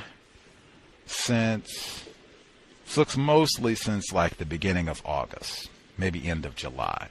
So veggie lo mein, veggie fried rice, chickpea pot pie, which I love and make like 1 or 2 times a month from scratch, crust and everything. That's why I asked about the chickpeas. Sweet potato pie, crispy tofu. Oh, this is curry. Sorry. Curry with Brussels sprouts, brown rice, pineapple upside down cake. We had that at the yoga retreat. Oh, that was so good. I could eat that now. There's the spiralized pesto with the grilled zucchini and the green smoothie. We had the carrot hot dogs with cheeseless macaroni and cheese. Delish. We had egg rolls, fried rice, bok choy, portobello mushroom sandwiches, potato salad, guacamole, tortilla chips. Oh, that was awesome. Banana pudding, veggie lasagna, chicken cheese nachos with guacamole, and a tofu sandwich, pesto, fettuccine with zucchini sticks, the broccoli cheddar soup that I mentioned with roasted garlic bread, sesame ginger Brussels sprouts. That's all one meal. The pad thai noodles. Oh, that's so good. It's actually called Thai peanut noodles. Thai peanut noodles. That's the one with the cauliflower, carrots, bell. Oh, that looks so good. And I made those egg rolls too with that. We had the fajitas, veggie fajitas with nachos, salsa, guacamole. I made all that from scratch. And then the quesadilla. So that's like the last month and a half of things that everything I mentioned, I cooked. Not saying that's not boasting, because I did all the cooking at the retreat, so you can check that out. But just saying, you can eat all kinds of really yummy things without having to spend a fortune. You don't have to slave all day in the kitchen. I don't think anything here is like, oh my God, I had to spend the whole day. I think the only thing that took a bit of time is the lasagna. That does take some time, but I mean, that's about everything else on here is not labor intensive. And even though that lasagna does take some time, you get like 8 servings. So you can eat for days if you make this. All of it. Picture worthy. I wouldn't have taken a picture. Like amazing. A lot of this food I got to share with other people. Like I would make again. I even left out. I made frickin' peanut butter chocolate ice cream. That's why I said get a blender, because you can make desserts. That's right there. I forgot about it. That was amazing. I had made it before. That's why I didn't really stand out. But yeah, you can make desserts. You can make ice cream from scratch. It was amazing. You can see it right there. Creamy, delicious peanut butter chocolate ice cream. But yeah, you do not have to miss out on anything. All I would do, I told people this at the retreat, you can make a list of foods that you like. These are things, if somebody came and said, hey, look here, victim, say you're dedicated, you're serious about working against racism, we'll put you up, room and board, for the next year. Make sure you can, just dedicate all your time and energy to studying, researching, thinking about this problem of racism. Make a list, because you're not going to be able to grocery shop. We'll make sure you have meals, just ready so you can go and get what you need to eat, but just focus on the problem. Just make us the list. What do you eat? What's going to be on that list?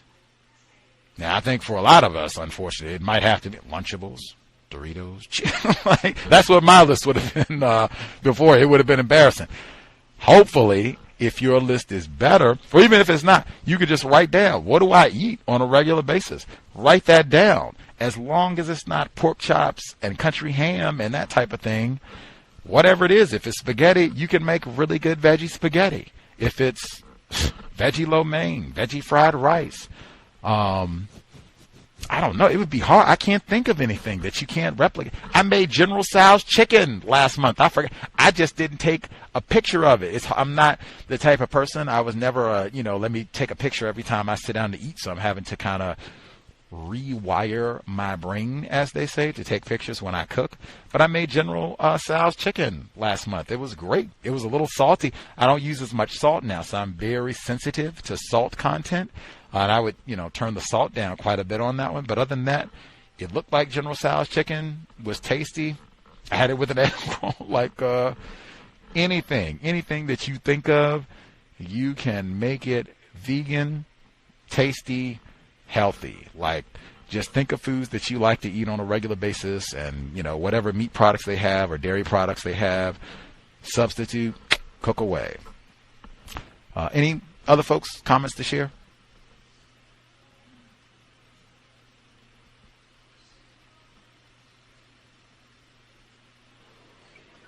I'm looking at that smoothie, the watermelon mango strawberry. That was a good idea. Guys. I'm going to try that with the sea moss and see how that comes out. I don't know about the ginger, though. You put ginger in it as well. Yes, I love ginger. I put ginger in all my smoothies. Like, ginger is so good for you. Like, Dr. Lathon, I don't know if you're not a ginger fan, but I am a huge ginger fan. It's supposed to reduce inflammation in your system and be good for your immune system as well. And lots of boosts. Supposed to be good for erectile dysfunction as well. So they say, lots of health benefits for ginger. But yeah, I try to sneak that into everything. The watermelon mango strawberry smoothie that we had at the retreat wasn't even the best version. You have to freeze the watermelon. I tell folks, if you freeze the watermelon, you will get you can either have it as sorbet, or you can blend it a little more and it'll be like a smoothie. It'll just be thicker. Wow. A little bit of ginger, lime juice, the mango, watermelon, strawberry, or you can even add a little bit of pineapple. Wow. Can't tell. I might have that today. I have water. I have all those ingredients sitting in the refrigerator. Might have that today for dessert. And talk about hydration. That watermelon, get those electrolytes. Yeah, ginger is amazing. Do you have are you not a ginger fan? What's your beef with ginger? No, it's I have to be careful the amount. I when it's a little bit overbearing, I tend not to finish the actual smoothie that I make or the juice that I make, because I use hibiscus. I tend to boil the hibiscus, make it kind of fresh, and do a smoothie with that with some fruits as well, along with some sea moss. But I can't. Too much ginger is just not appealing to me. But I do agree that it is healthy. I know that for a fact. For sure. As she said, tweak it and make it what you want. You certainly can leave the ginger out. But yeah, I try to sneak ginger into many of my meals and smoothies and all of that. I was even looking at trying to grow ginger. You have to be in a warm climate to grow it yourself, because it apparently grows very easily. As long as you're in a kind of hot, warm climate, it will do very well, and you can grow a lot of it very easily. If anybody out there, if you're thinking about growing ginger, try it out. Let me know. Any other observations, food questions, thoughts from Dr. Lathon? Hopefully some folks are inspired to eat a little bit better.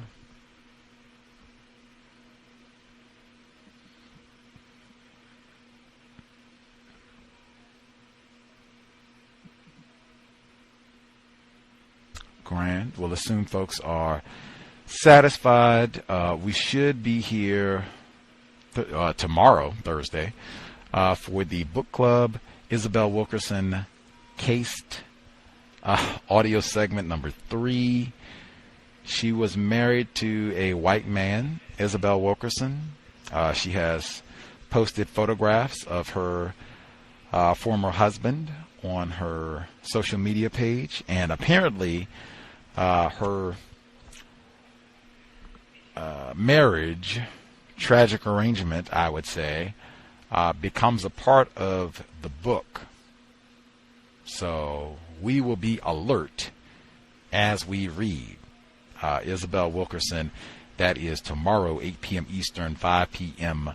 Pacific. I said I was not exactly excited about reading this book, but interested, curious. Now with this information, I am much more, I guess, keenly paying attention to what's happening in the book, what's being talked about, the way that the problem of white supremacy, racism is being described. So we will be here mañana, 8 p.m. Eastern, 5 p.m. Pacific. Tune in if you have the book and are kind of following along. Read, scrutinize closely. She is a victim of racism, white supremacy, but wowee. That's tomorrow. We should be here Friday, neutralizing workplace racism. And then Saturday, compensatory call-in, 9 p.m. Eastern, 6 p.m. Pacific. We'll catch up on what has gone down this week. Supreme Court Justice Ruth Bader Ginsburg, her passing, and all of the controversy about replacing the replacement for her seat, as well as the officers, most of them in Kentucky, not being indicted for Breonna Taylor's murder, although I can't say too many of us should have been surprised about that. I think they are protesting in Kentucky and other areas as we speak. I would not encourage participating in any of these demonstrations.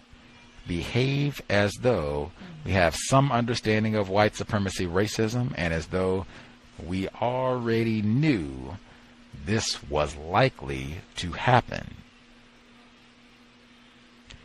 They had reports here in Seattle where I think they may have been protesting this. They had reports, I have to double check, of there being protests, which they've been doing a lot this summer here, protests blocking some of the streets downtown earlier this week. I think maybe Monday. Yeah, I think it was Monday. They also had reports, this was in the Seattle Times. This is not just an idle, I think I heard that on the radio. This was in the newspaper, that some of the folks who participated in the protests and were pepper sprayed reported having abnormal menstrual cycles. That would be one reason amongst probably 1,000 that I could think of as to why I would not participate in any of those demonstrations. VGQ, do what you think is logical, sensible, to counter the system of racism. But I don't think being present in a big crowd right now is going to help solve our problems. Anywho, much obliged for the folks who tuned in. Hope it was worthy of your time and energy. Eat well. Eat well. Eat to replace white supremacy with justice. That's the way we should be thinking when it is dinner time. For Chadwick Boseman, sobriety would be best under the system of white supremacy. And just to make sure I am not misunderstood, I have no knowledge about Mr. Boseman. He may have been like plant-based and eating totally healthy. That may have been the case. I don't know. But I know Dr. Lathon did say, and some of our other folks who said they spent time researching colon cancer, even from my little piddly researching myself. it would be great to reduce alcohol consumption. Mr. Chadwick Boseman, he may have been a teetotaler. May have been. If so, we should emulate him in that regard. Get away from the alcohol. None of that is going to help us solve our problems. And I think consumption of that, lots of evidence, that also erodes your health, vitality. Need lots of that to replace white supremacy with justice. In addition to being sober, I could say let's be buckled. I think it would be better if we are hunkered down. It is super dangerous. There are lots of armed white people. Hey, you got demonstrations, police shootings. Wow. With everything that is happening right now, it would be best to be inside. If you have to go out, it's something urgent or serious, you got to go to work, you got to get these supplies, whatever it is, you got to go get, cotton candy, grapes, cauliflower, whatever. You are observant. If it looks like someone is trying to get hostile, loud, violent, any of that, get out of there. Exit. It is no time to save face, as they say. We're not having verbal altercations with anybody out in public. Get out of there. Like, this is not a time to take risks, chances with your health, safety. Plan for another day. If it looks like that type of thing is happening, you can alert the enforcement officials as you are exiting. Anywho, if you got to go out, again, you're sober, buckled, super alert to what's happening around you. If you are driving, you are not on the cell phone. We need all of our attention, making sure we're not about to be attacked. Then, if you're driving, we want to minimize contact with race soldiers, badge or no. All of that said, Creator, we ask that you help us remain patient with other black people, victims of white supremacy. We ask that you help us remain patient with ourselves. Remind us to demonstrate the highest levels of black self-respect at all times, in all places, each and every time we are in contact with another black person. It has been time.